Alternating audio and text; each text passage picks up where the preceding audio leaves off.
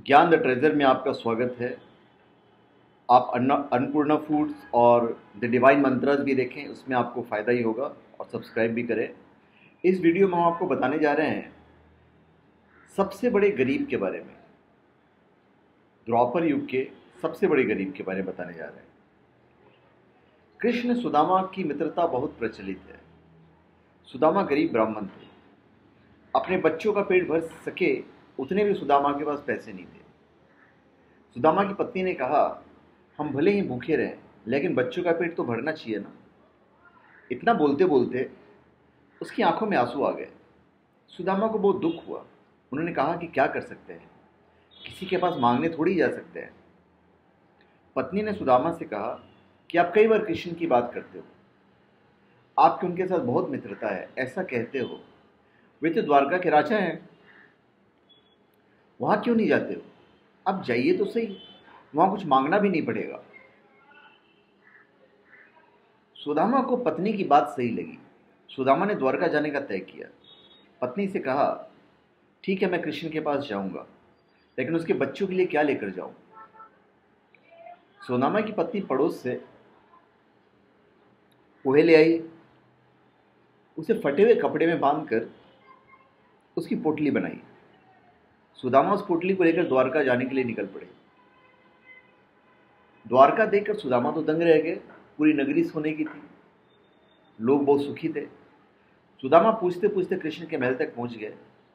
दरबान ने साधु जैसे लगने वाले सुदामा से पूछा, यहाँ क्या काम है?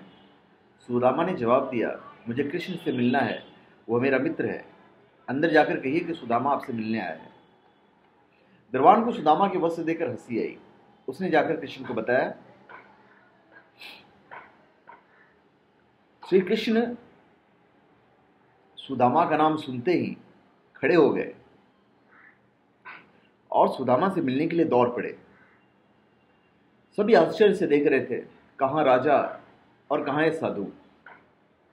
कृष्ण सुदामा को महल में ले आए।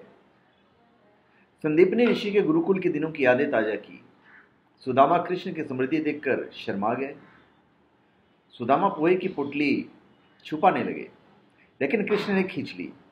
कृष्ण ने उसे कहा और पोहे निकाल लिए और खाते हुए बोले, ऐसा अमृत जैसा स्वाद मुझे और किसी में नहीं मिला है। बाद में दोनों खाना खाने बैठे। सोने की थाली में अच्छा भोजन परोसा गया। सुदामा का दिल भर आया। उन्हें याद आया कि घर पर बच्चों को पूरा पेट भर खाना भी नहीं मिलता है। सुदामा वहां 2 दिन रहे। वे कृष्ण के पास कुछ मांग नहीं सके। तीसरे दिन वापस घर जाने के लिए निकले। कृष्ण सुदामा के गले लगे और थोड़ी दूर तक छोड़ने गए। घर जाते सुदामा को विचार आया, घर पर पूछेगी पत्नी की क्या लाए तो क्या जवाब दूंगा। और उधर सुदामा घर पहुंचते हैं। वहां उन्हें अपनी झोपड़ी नजर नहीं आती है। उतने में एक सुंदर घर से उनकी पत्नी बाहर आती है। उसने सुंदर कपड़े पहने हुए थे। पत्नी ने सुदामा से कहा कि देखा कृष्ण का प्रताप, हमारी गरीबी चली गई, कृष्ण ने हमारे सारे दुख दूर कर दिए। सुदामा को कृष्ण का प्रेम याद आया और उनकी आंखों में खुशी के आंसू छलक आए।